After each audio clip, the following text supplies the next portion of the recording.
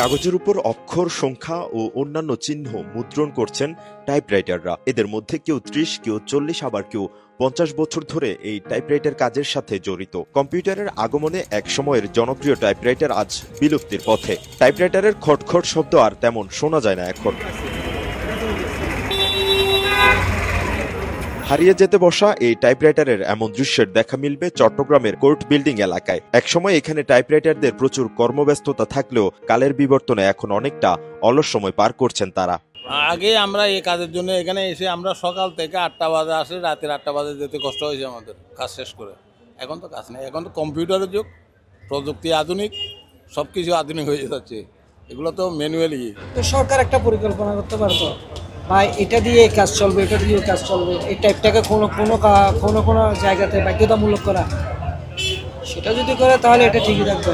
এটা যদি বাধ্যতামূলক না করে তাহলে তো এটা চলে যাবে। একটা সময় ছিল যখন অফিস আদালত প্রাঙ্গণ সংলগ্ন গাছের নিচে সারিবদ্ধভাবে কাজ করতেন টাইপিস্টরা। বর্তমানে কোথাও তরুণ টাইপিস্ট খুঁজে পাওয়া দুষ্কর। মিনিটে 30 থেকে 40 শব্দ নিখুঁতভাবে টাইপ করতে পারেন এসব টাইপিস্টরা। এসব মেশিনে বর্তমানে প্রতি পৃষ্ঠা টাইপ করতে খরচ পড়ে 25 থেকে 30 টাকা।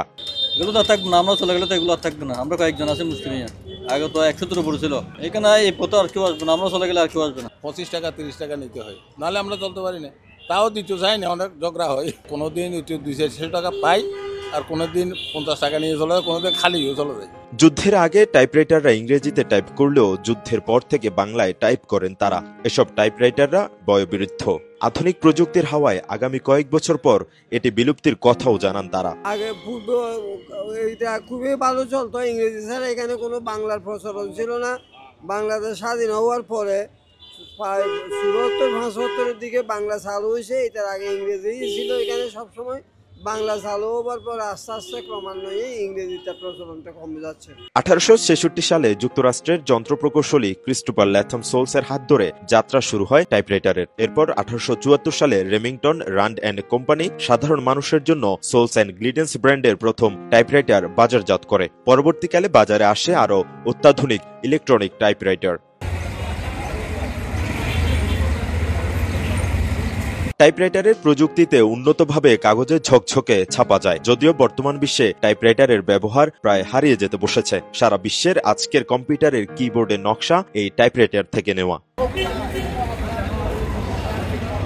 একসময় অফিস আদালত মুখর থাকত দলিল বা নথিপত্রে লেখায় ব্যস্ত টাইপরাইটারদের খটখট শব্দে। প্রযুক্তির উন্নয়নে সেই জায়গা দখল করে নিয়েছে কম্পিউটার। একসময়কার বহুল প্রচলিত এই টাইপ মেশিন বর্তমান আধুনিক বিশ্বে প্রায় হারিয়ে যেতে বসেছে।